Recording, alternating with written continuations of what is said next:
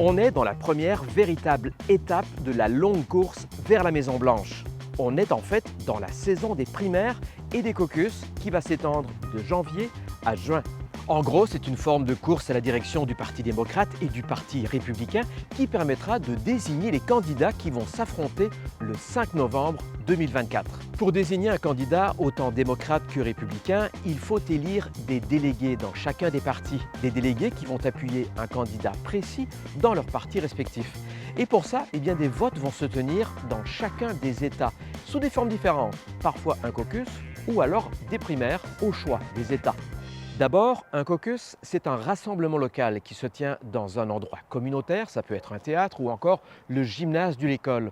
Et ce sont seulement les membres du parti qui peuvent y voter. Dans certains États, ce vote se fait à main levée.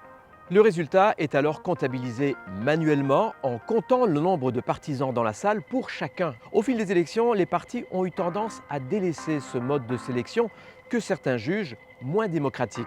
Parce que le format du caucus favorise les candidats qui ont des partisans dévoués et très organisés. Une équipe de bénévoles très efficace sur le terrain peut avoir une influence considérable lors de ces soirées de vote.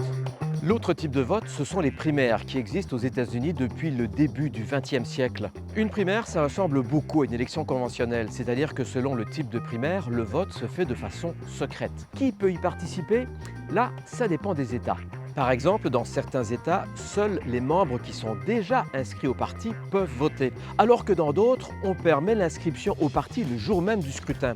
Enfin, il y a aussi des États qui organisent des primaires qui sont ouvertes à tous les résidents, ce qui donne parfois lieu à des situations particulières. Des électeurs peuvent passer d'un parti à un autre et lors du vote des primaires peuvent ainsi participer à la sélection du candidat du parti adverse. Finalement, c'est lors de l'investiture, pendant les conventions des deux partis, que sera officiellement lancé le combat entre les deux candidats qui auront été sélectionnés lors des caucus et des primaires.